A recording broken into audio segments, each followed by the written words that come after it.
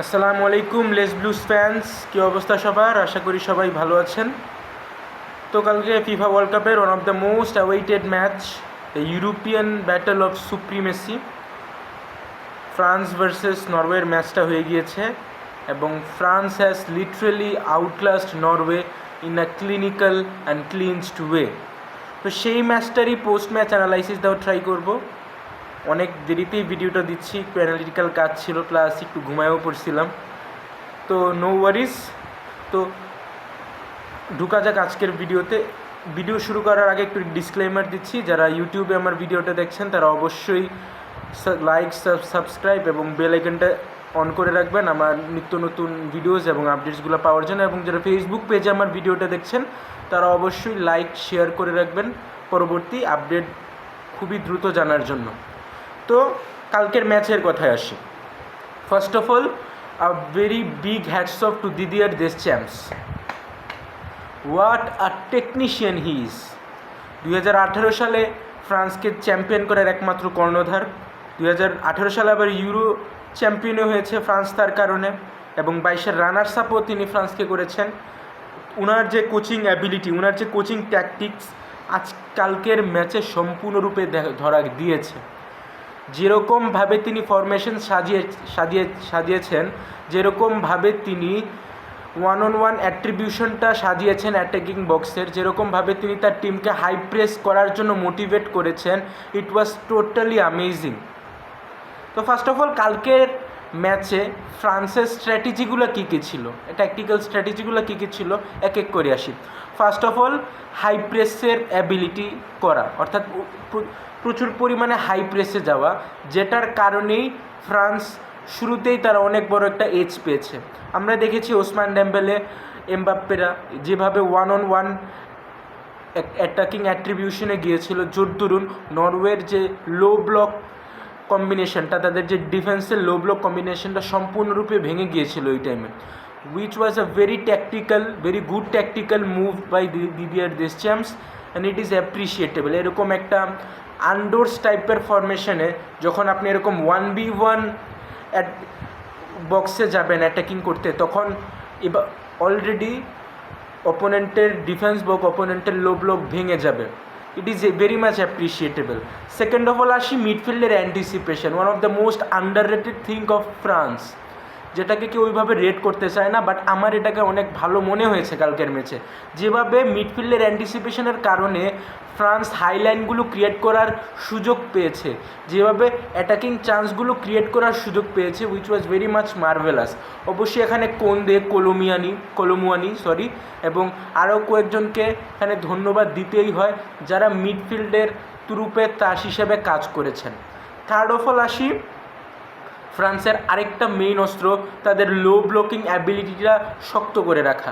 একদিক দিয়ে তারা যেমন হাইলাইনে গিয়েছে, অ্যাটাকিং করতে গিয়েছে, অপরদিকে তাদের লো ব্লকটা সম্পূর্ণরূপে সুন্দর ছিল, which is the main x factor of a champion team.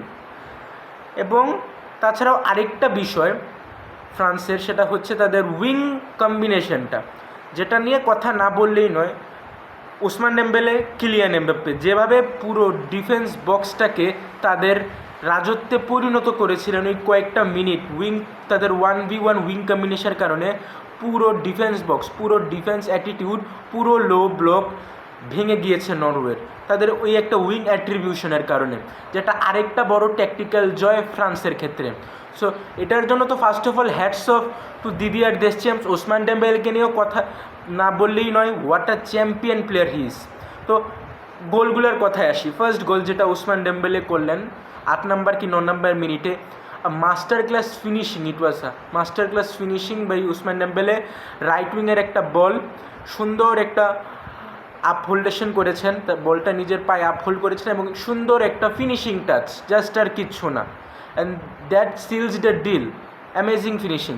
Second গোলটা হচ্ছে ক্লিয়ারলি টেকনিক্যাল এবং মানসিক দক্ষতার উপর হয়েছে। ডিফেন্স বক্সের মধ্যে, ডিফেন্স লাইনের মধ্যে সুন্দর একটা গ্যাপ খুঁজে একটা সুন্দর শটের এক্সিকিউশন, যেটাকে আমরা যেটা মেসি করে থাকেন, যেভাবে কেনান ইয়েলদিস করে থাকেন, যেভাবে এর্লিং হালান্ড করে থাকেন, যেভাবে CR7 করে থাকেন, সেইমভাবে একটা সুন্দর লাইন অফ আনসার্টেনিটিটাকে মেনটেন করে যেভাবে শটটাকে এক্সিকিউট করেছেন Ousmane Dembele, amazing, marvelous, supercalifragilisticexpialidocious, আর কিছু বললাম না। থার্ড গোলটা আমার সবচেয়ে পছন্দের গোলটা, যেটা আমার কাছে লেগেছে, একটা থ্রু বলের উপর বলটাকে আপগ্রেডেশনে এনে যেভাবে সুন্দর একটা টাচ দিয়ে, একটা ফিনিশিং টাচ দিয়ে গোলটা সম্পন্ন করেছেন।